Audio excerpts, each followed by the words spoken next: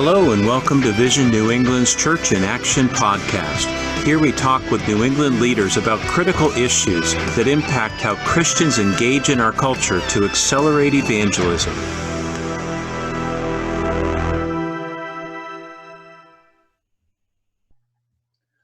Hi, and welcome to our podcast. Our discussion today is about discipleship, and we've got two special guests with us today. Rick Francis is the New England consultant for the Cecil B. Day Foundation. Cecil B. Day Foundation supports ministries in New England, specifically supporting, encouraging ministries doing innovative, intentional, and effective discipleship. And prior to that, Rick has a long history in New England, having been a pastor here for more than 30 years. Dennis Gill is the director of ENET, which encourages greater effectiveness among Christian leadership here in New England, specifically focused on discipleship. Dennis is also the associate pastor for care at Hope Community Church in Newburyport, Massachusetts. I'm Charles Galda. I serve as the president of Vision New England, and thanks for joining us today. And guys, thank you for joining us today. Vision New England's mission, our mission statement, is to connect New England to accelerate evangelism. And a key point in that is evangelism doesn't happen absent disciples. So we're talking about discipleship today. I think it's a theme we'll probably come back to, but it's something that really has been getting a lot of focus in conversations and traction, and we'll talk more about that as we go on. But guys, maybe the best place to start is just by defining terms. I know for years we would have conversations in the church I was in about discipleship, and I don't think anybody meant the same thing. I don't think I knew even what I meant. So maybe Rick, if you could start, and then Dennis join in, please.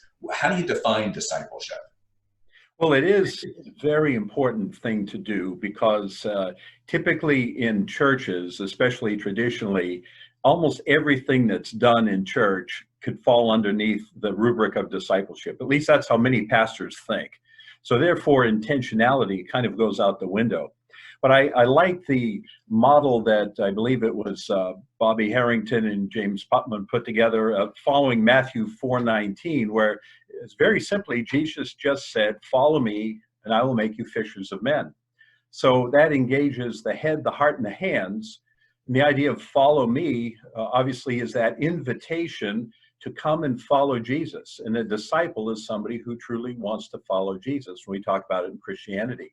The idea of I will make you brings in the concept of transformation, that we know that in disciple making, we see transformed lives. People who were once walking in the world and now are following Jesus Christ and trying to learn more about what he does. So their heart is engaged. And then when he says, I'll make you fishers of men, now you have the hands. So any definition that really ticks those boxes is one that will be a disciple making definition. But there are many, many different aspects to it. It's hard to come up with just a single definition. It's more looking for the aspects of it and the characteristics of disciple making. It is different than discipleship. And so we'll probably talk about that a little bit as we go along here. But disciple making is what the Great Commission truly was. Go and make disciples of all nations. Yeah, I would just say, you just come back to Jesus and try to say, what does it mean to be a disciple and become a disciple? And, Dallas Willard, who often becomes the highly quoted person at this place, recently at least, it brings in the metaphor of apprenticeship. And I think that is, we're following Jesus, we're learning from Jesus. Mathetes in the Greek basically means student.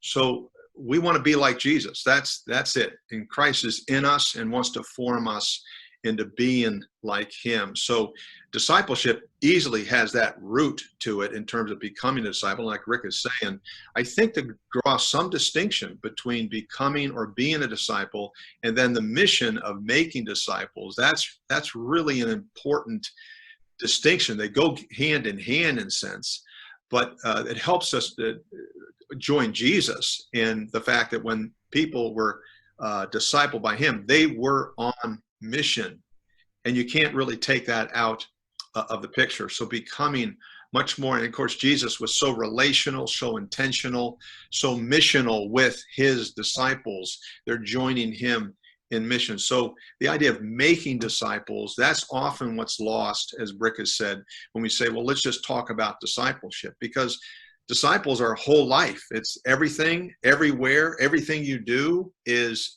being a disciple, but it can easily lose distinctiveness and clarity in terms of making disciples. So I'm hearing, I think what both you guys said, there's an aspect of this that there's information, right? I think about the concept of know what, Peter talks about basically in more modern parlance, know what you believe and be able to tell people why you believe it. And so, Rick, I think that's what I hear when I hear head. Am I hearing that part of it right? Yeah, there has to be content to it. And obviously, if we're going to be followers of Christ, we're trying to learn as much about Jesus Christ as possible. And certainly a strong study of the scriptures, a very in-depth study of the scriptures is what happens. Disciples mature over time. So we expect that as disciples, as followers of Jesus, we're learning more and more about him every day. And it isn't just strictly in the head. We're learning to follow him in that the things that he has called us to do, the things that he's commanded us to live by, the whole moral, ethical aspects of it that take place with a transformed life are to be lived out daily. So understanding scripture, understanding doctrine, understanding what right doctrine is, and then applying that is what a disciple really is doing. And again, it's a maturation process from childhood up to adulthood and parenthood. And when you finally, as Dennis says, you find yourself mentoring other people as well from the things that you learned. So yeah, content is very, very heavy. And if it doesn't, and if it isn't grounded in the Bible, if it's just reading a bunch of books, we may run into trouble. In fact, we will. It's got to have that strong biblical foundation in order truly to be following, to be in a discipleship mode. Yeah. And so there's I'll call it the intellectual piece, maybe for lack of a better term, but I also hear you saying heart and hands. And so how is that different than the intellectual piece? What are you suggesting in heart and hands? Well, this is really what has brought us to where we are now in terms of the 21st century and trying to focus more on discipleship and disciple making again. The idea of discipleship for so long was just a matter of sitting in a class. After you become a Christian, you would go to a special Sunday school class for discipleship. 12 weeks later, you move on to what the next offering is. And yet it really didn't have an impact. It was the gathering of Christians together to talk about what it meant to be a disciple of Jesus. And then you go your own way. Sometimes you'd live it out, sometimes you wouldn't. But what we've seen in churches, especially in New England and possibly throughout the United States, is that model did not reproduce. It basically took Christians, gave them more information, made them better and better in terms of knowledge about Bible trivia in some cases, but it didn't truly cause them to change their lives and thereby change their communities. So true disciples are going to live a little differently than the world. They're going to sacrifice and get uncomfortable in order to try to bring this gospel to other people. So they're going to live out their faith in ways that just staying in kind of the church holy huddle can't do. And unfortunately, we've seen the church go in a certain direction over the last couple of decades, and certainly my generation is guilty of this as much as anything else. We've kept discipleship in a classroom instead of actually turning it loose and seeing it something that is highly relational and should be inviting as far as other people who aren't in the kingdom to bring them in. Okay. You know, where I would see that, Charles, maybe worked out is in the small group movement. Well, I've been very involved with that over the last years. And that is, you know, we want to care, we want to encourage one another, we want community at that level. And usually there's a Bible or a word study going on in that. The question is going to be at that point, what difference in that community is that word making in your life? How are you changing? How can we pray for one another? I have found again and again in Bible studies, small group experiences, when we come to prayer time after a small group, we're not even praying for what we just heard to see it work out in our lives. And the word has to get into life. So heart, you know, head, heart, hand. It's not that you have specific goals all the time for everything, but the point is we are hearing something from God together, and we need to see God do that in our life.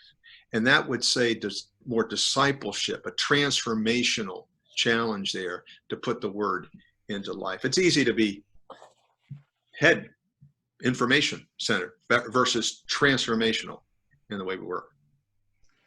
And so that's what I think I'm hearing in that is that that if I'm a disciple of Jesus, or I claim to be a disciple of Jesus, my neighbors should be able to see that by how I live. And Rick, I think you used the word sacrificially, which suggests that I'm disadvantaging myself in some way to serve my community, care for my neighbors. Is that the differently that we're talking about? We're talking about hands. Am I getting it right? Well, yes. And when you see churches that truly have connected to a disciple-making culture, they are making a difference in their communities. It could be in the neighborhood, it could be in the school, it could be in trying to join perhaps town governance or something, and to have an influence. And I guess that's what true disciple making are, disciples of Jesus having an influence over the rest of the world in a positive way that draws them to the reason for the hope that lies within us. You know, I mean, we can recite that verse over and over again, but yet nobody asks us the question, what is the reason for the hope that lies within you? I mean, how many times do we ask that in the course of a week? Well, if we're living the gospel and if we're living as disciples, at some point in time, someone should be asking, hey, Charles, why are you upbeat right now? We're in the middle of a pandemic. There's something different about you. What is that? And you begin to have influence over people. And you can't have that influence if you're not engaged with the rest of the world. I mean, it's not that you're in the world or of the world, but you're in the world and we have to live there. So that's where discipleship truly lived out. We've seen some great examples of churches that have, even now in the midst of this pandemic, have lived like disciples and had an influence on their community in some very positive ways that the community has seen and taken notice of, and has even started to be picked up by media. So yeah, it comes out through the hands, you know, it comes in through the head, certainly transforms the heart, makes that change, but then it's lived out in our lives. You know, a few years ago, Tim Keller came to and spoke. He was Vision New England, Charles, Vision New England event. And I remember his topic was, or his theme was, our discipleship doesn't go far enough in and it doesn't go far enough out. Mm. And I was thinking there's a key balance there. And you're pressing the issue of disadvantage, the idea of the cost of what it is to be a disciple and to live it out in the mission of the world. I've appreciated the missional conversation in the last 25, 30 years that has really bent us toward asking those questions. But that's critical for a whole life disciple. How often, and I think that's why we need to couch discipleship and disciple making in the overall mission to say, what does it mean for us to be living this out, which could be disadvantage ourselves in the sense of loving and caring for my neighbor. Yeah. And just for folks who may not know, so we do still have those Tim Keller lectures that he did for us on our YouTube channel. And so if folks are interested in those, you can go to our YouTube channel. You can see right? They're pretty timeless, right? Keller's pretty good at that stuff. So Rick, let's maybe jump into some data or findings. I know the Day Foundation did a pretty involved study a year or so ago on discipleship. And so what did you guys hear or learn in that? Well, that followed an initial research study we did on what makes a thriving church in New England. We heard so often that 80% or more of the churches in New England are either static or in decline. That probably is very true. In our findings traveling around New England, though, with the Day Foundation, we found that many churches, in fact, an increasing number of churches, were beginning to show signs of not only thriving, but multiplying. And so we decided to go in and really find out what were the characteristics of those churches. What do they have that's different than churches that have been stagnant or have been going downhill for some time? And some of the things we found in terms of maybe it was a little looser governance and that the pastors and leaders were able to make a few more decisions than some more established churches. They had a clear vision and mission statement. And that was something that not only did the leadership ascribe to, but everybody in the church. It was the culture of the church to understand what the mission was. And then there were a number of other characteristics, but one that really stood out was that they were disciple-making churches. So what we decided to do after that was dig a little bit deeper and now start going around and interviewing pastors and leaders as to what makes you a disciple-making church. And that led to a study that we called transformational discipleship. And that spawned a few other little ministries that have come from that. But the idea of transformational discipleship was the concept that there was no roadmap necessarily that everybody follows. There's no blueprint, I should say. There is no blueprint that one size fits all. But in each one of these ministries, what we found was an intentional focus on making disciples. It was ascribing to the Great Commission clearly as a mandate of Jesus when he said, as you're going, that's really in terms of an active term, as you're going, make disciples of all nations. And to do that, it meant a change in the culture of the church that quite often was stuck in doing church things.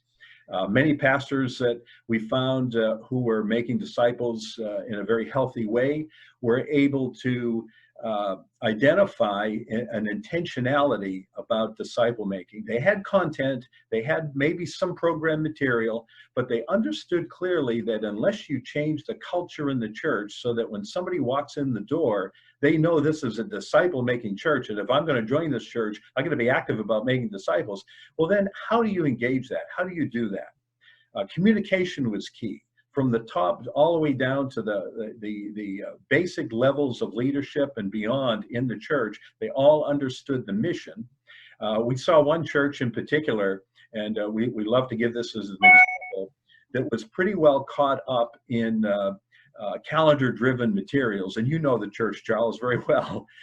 They had a practice of, they developed a practice of clearing their calendars in September, wiping it clean, and then asking everybody in charge of a ministry in that church to come and show how their ministry for the year to come would enhance and build up and support the mission of the church for making disciples. And if not, then how can we help you tweak that ministry and make it more disciple making, make it more on mission, so they didn't get caught in the trap of just doing church. So that was effective. And churches that have done similar kinds of things have been able to slowly but surely change the culture of the church into getting back to a Great Commission ministry. It's so easy in a church, especially for leaders, to be caught up in doing church things. There's sermons to write, there's visitation, there's small groups to run, there's Christian education departments, there's all sorts of things that can keep leaders very, very busy accomplishing things that don't necessarily enhance the Great Commission. So those that did, we found, were not only thriving, but they were actually reproducing disciples. And that is something that is very, very rare today. And we only saw it in a small number of churches. Maybe we can get into it a little bit later, but the national study of discipleship for the USA actually pointed out, they came up with 5 levels of churches regarding discipleship. The 5th level was multiplying disciple making. That's level 5. That's as high as you can get, not just adding, but multiplying disciple making. And they found virtually no data in the United States to show there were any disciple-making churches that were at that level where they're multiplying disciples. And at best, they only found 5% that were truly making disciples, that truly could say, honestly, we are making disciples who are reproducing. That's 5%. That's 95% of the churches in the United States that have missed the mark on disciple-making. So it's encouraging for us when we see things begin to shift and change as we are now in New England.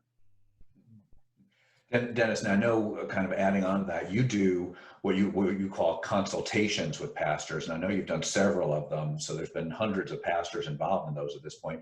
What is a consultation, and what do you hear in that? Yeah, consultation is simply bringing church leaders together, pastors and church leaders, around tables. You know all about that at Vision New England. Bringing them around a table, small group, where they're able to talk in terms of the praxis of the issue of disciple making and reaching their community for Christ with the mission of Christ. And so, it's like it's a little TED talk. We do short presentations, and they go right into the table to kind of work that through together in terms of their own particular church. When we do that, when you take disciple making, house it within the mission of evangelism in the church, any blue-blooded evangelical is going to be excited. The enthusiasm is off the wall when we come together, because pastors and church leaders don't have that kind of conversation going on often in their church, but it's their heart, it's their passion. So that the climate is a wonderful one. But what we find, even though we can basically start to understand what we're talking about, how we do that, that's where they can hit the wall. And we see that in surveys and following up pastors from a consultation. This is all great. How do I do that? And Rick and I use language from some of the movements in New England where we say, people are pretty, the app in the operating system of computers, the operating system's one thing, apps are quite another. Churches tend to be very app-oriented, program-oriented. And I come out of the church growth movement. We were very app-motivated. Programs don't do it. It's short-term. It's an overall process we're looking for. You need to change the operational system of the church. And that's what we find in the consultations is we're struggling with, pastors are, how do I see discipleship and disciple making grow within my local church culture? That takes time, but there's things that they can do. But we find that sometimes something that may seem like it's obvious is hard to even get started. So one of the things we do is we try to get beyond the complexity that Rick just said for pastors, so many things going on. Get not to be simplistic, but get to simple. And simple would be, who are the few that you're investing in intentionally, life to life, sharing the mission in the word, so that you as a pastor are even cultivating a much more relational, personal process. We call that a micro expression, a micro group. That's often an indicator that discipleship and disciple making is happening in the church. That's not easy to get to, but I think it's something that says we encourage people in that way to get the simple to start. One denominational leader, he simply says, every time I'm with a pastor, I say, now, who's your Timothy and who's your Titus? Wow, that focuses it. They got the biblical paradigm. Who do you come alongside to really be cultivating them? So consultations are really trying to, how do we do this in the church? And frankly, it's a learning process for all of us at this point to see this kind of grow. So the consultation sees the need for, in a sense, getting simple, but also in time recognizing how a culture can shift and change in a church. So Dennis, you're talking about this kind of concept of the iPhone app can't run on an Android device and vice versa. But is the implication then that there's not a program that you can do? Yeah, that would be the other extreme. And no, not at all. I would say that there are plenty of tools out there, and we can chat about those. But there's plenty of programs, and usually short term. They indicate something that you can do, and churches are at very different places, and so different tools. Rick is introduced today. It's like diet plans. Often it's at least have one. Do it and use it, But there are appropriate tools, programs. So I would not be against vehicles, programs to assist in the process. The problem is we lock in on the program. And we're so results oriented in America. And I lift my hand first. I want to see results. I want to see it happen in 9 weeks. And I now have leaders who can do it with, You're a lot more patient than I am. So I think that's where it gets pressed. So it's mainly, how do we use the tools? How do we think about how we're doing it? Because the how is really important, and we need tools.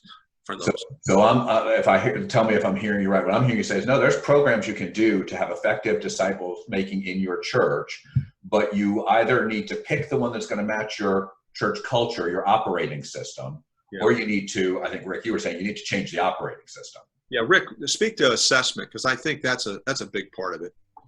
So a lot of times when you're trying to choose a tool, the right tool to use for your particular church, it's almost impossible to know that until you're able to assess the level of disciple making already going on at the church. And we've found, and certainly there's many out there, there are some assessment tools that can be used to find out how discipleship is, what the diagnosis of discipleship is in that church, from the leadership capacity right down to small groups, and how the operating system truly does work in that church. Once that assessment is done, it really becomes somewhat of a snapshot, but it can be used to help advise the leadership in the church as to how to get onto a good pathway for discipleship. And we like to use that term. Disciple making is a pathway or a journey. It doesn't end until you see Jesus. It isn't 12 weeks. It's not 15. It's whole life, life on life, and it should be the culture of the church until Jesus comes. So once that assessment is done, and depending on the demographics of the church, we can help, and there are plenty who can come alongside and help them choose one of the many, many disciple-making tools that are there. If you choose the wrong one, and this often happens in churches, they get discouraged. They try it, they went 12 weeks, it didn't work, throw it out, let's try something new, let's do something else. We tried discipleship, it didn't work. Something that we found that has really helped, and this has become a little bit more moving towards a disciple-making movement.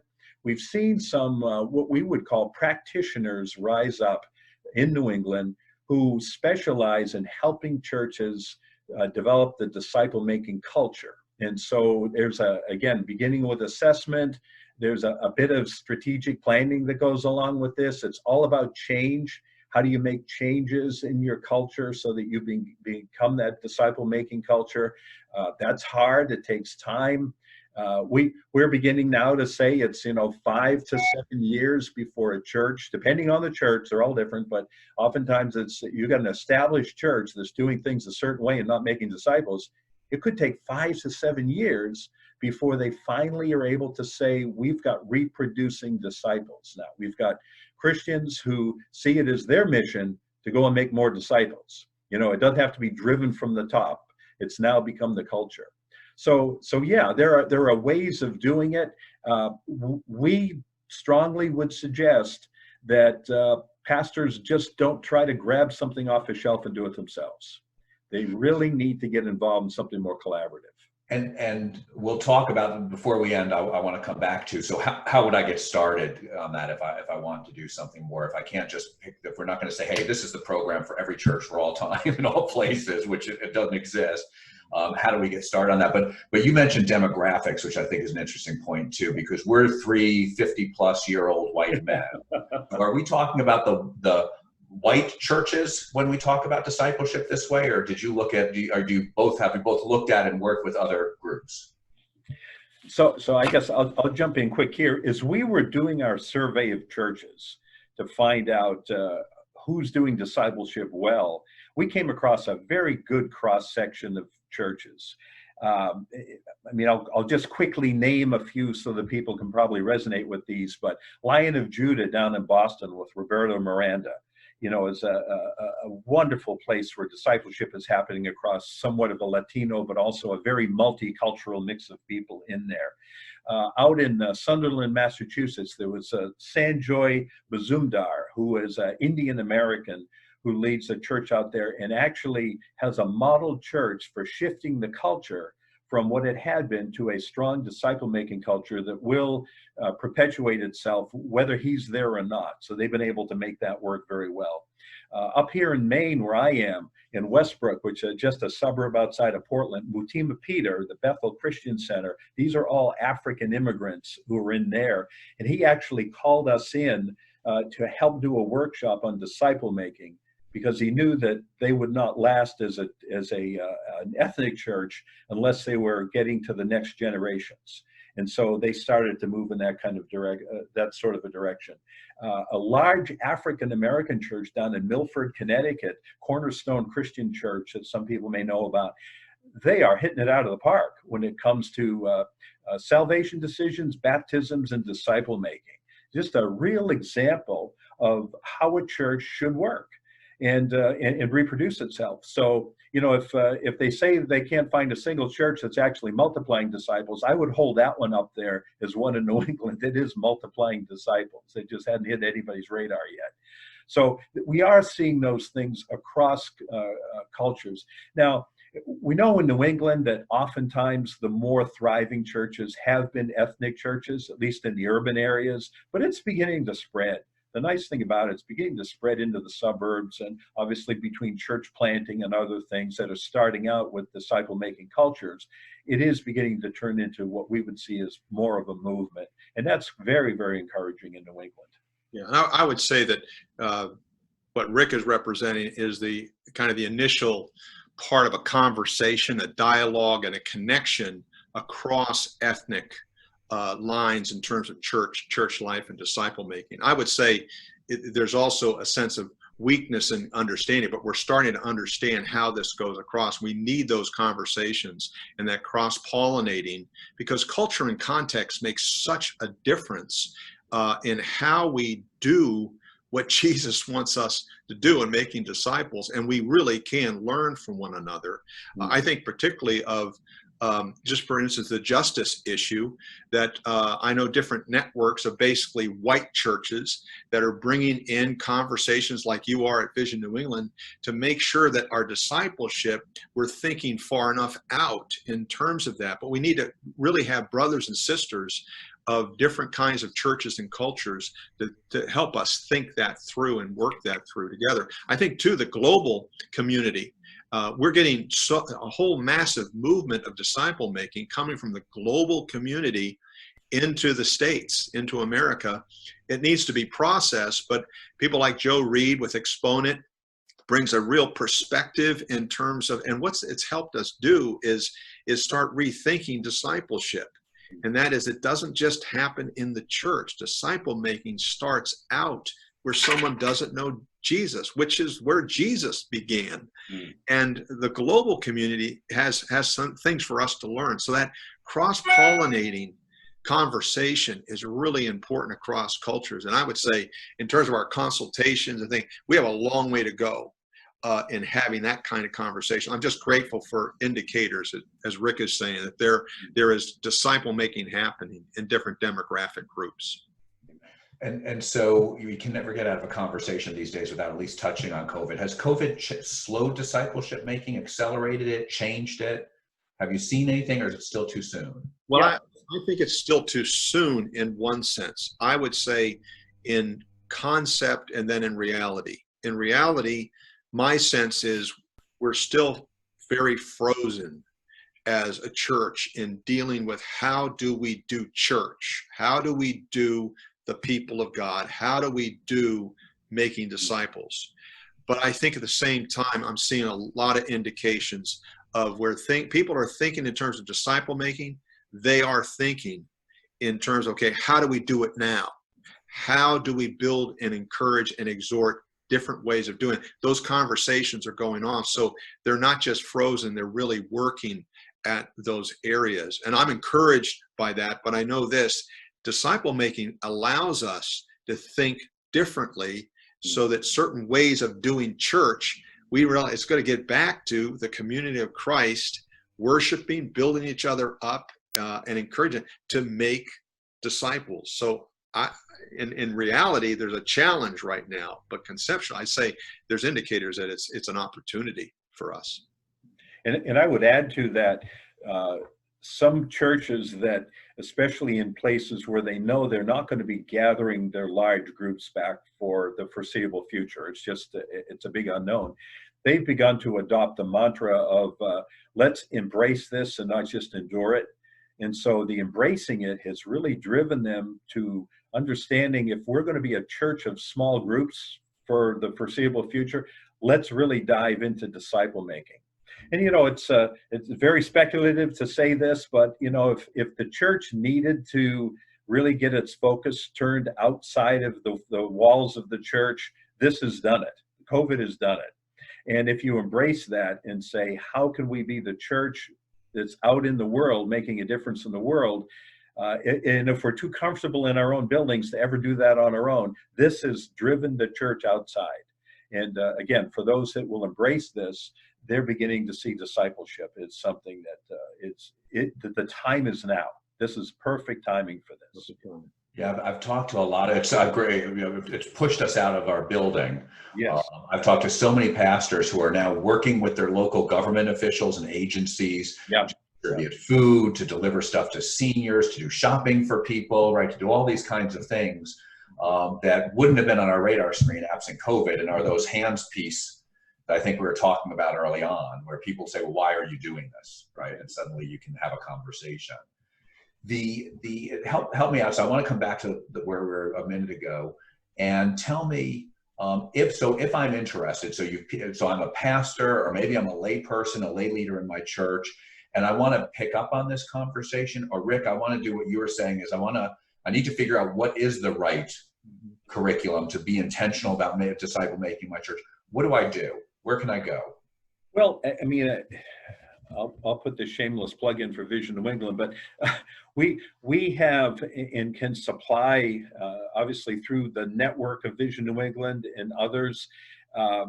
My strong suggestion has been to call somebody in who can help you assess, help you determine what the best possible content might be for your situation, and then coach you through it.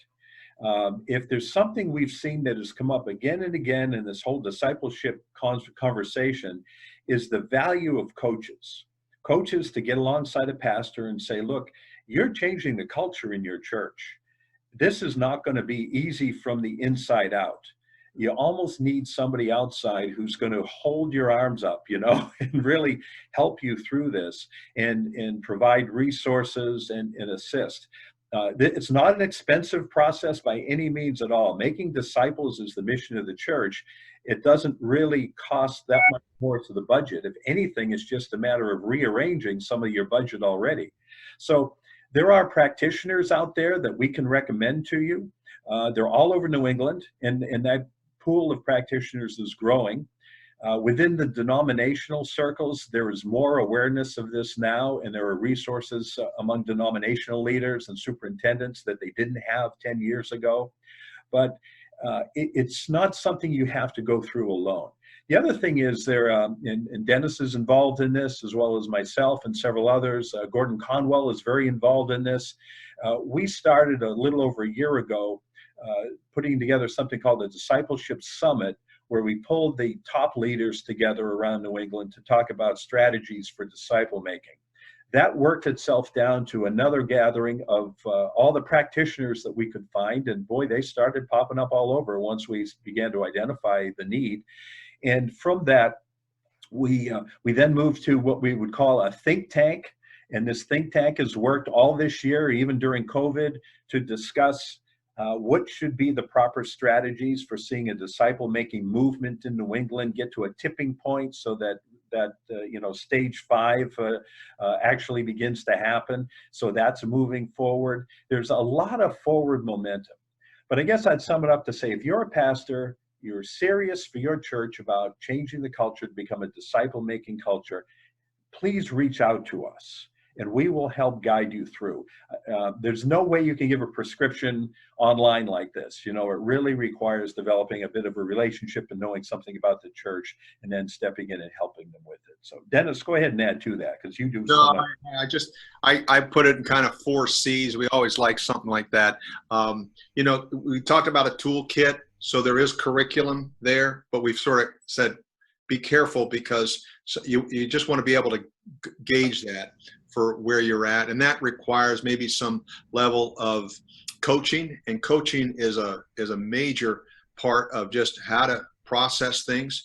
There's another C, we call it cohorts. Now, most pastors know there's a menu out there for pastor groups these days, but a learning cohort that's really saying, how does disciple making really happen in the ground in my church? And just being with other pastors and church leaders, processing that with a level of coaching is good. That's the cohort level. We do consultations, which is really kind of a conversation starter. People are at all different levels of seeing discipleship and disciple making happen. So when we do the table there, the consultation is really kind of getting the excitement, the kind of the issues out there in front of us and starting to work with things. So there's different things you can step into. What Rick has said is the best is probably, if you can, have someone alongside of you thinking with you about how to see a culture can shift in time with steps with disciple making. And Dennis, if I've heard this consultation now come up and I'd be interested in being part of that, how would I connect to something like that? I think just put my email out there. Just come directly to me, dennis.l.gill@gmail.com. I would love to hear direct from you, because then I could answer your questions too. That we have a couple coming up as we head into the fall. Okay. And if you go to visionnewengland.org, our emails are on the website, and we'd be happy if you can't get directly to Dennis because you didn't get that down fast enough, just send an email to us and we'll connect you to Dennis. And Rick, I assume the same thing on the resources you were talking about, so connecting some ministries who can help with the assessment. If they want to reach out to us, we'll put you in touch with Rick as well. And there's the Day Foundation doesn't get paid for that, so Rick's just happy to do that as part of a ministry with you. I'd point to two other things if you want to. There's a book coming out about the priority of making disciples that was put together by Dan Clymer, and he's put this book together with the support of 12 New England pastors who each wrote a chapter to this book about the importance of making disciples and how they think about it. And that's going to be in Amazon shortly if it's not there today. And I think you'd be blessed by that. The other one is if you go to visionnewengland.org/discipleship, you'll see some disciple making resources there, including some videos by Justin Kendrick at Vox Church. Justin has a very intentional disciple making approach that's very practical, and you might find that, again, I don't want to get ahead of assessing your needs, but you just may find some really interesting, helpful stuff in that as well. And so Dennis, Rick, thank you so much for being with us today. Thank you for your faithful service to the kingdom in New England and for helping us live out the Great Commission, not the Great Suggestion, is what I heard you say. And so thanks so much for being with us today. And I'd like to thank our producer, Bob Atherton, who put this together. And thank all of you who joined us online. I hope it was a helpful dialogue. I hope there's something in it that you heard that God's going to use to accelerate your work of making disciples who serve others, who do justice, who love and serve their communities, and who share Jesus. If the justice topic, which is a loaded term these days, if that's interesting to you, come back on September 3rd, same time, 10 a.m. on Facebook Live, and we'll have with us Dr. Emmett Price from Gordon Conwell Theological Seminary, and we'll be talking about what God means when he says, do justice. And we'll be talking about what that, from a biblical perspective, what that is and what that isn't, and what our obligations are as believers. So hope to see you then. Thanks very much.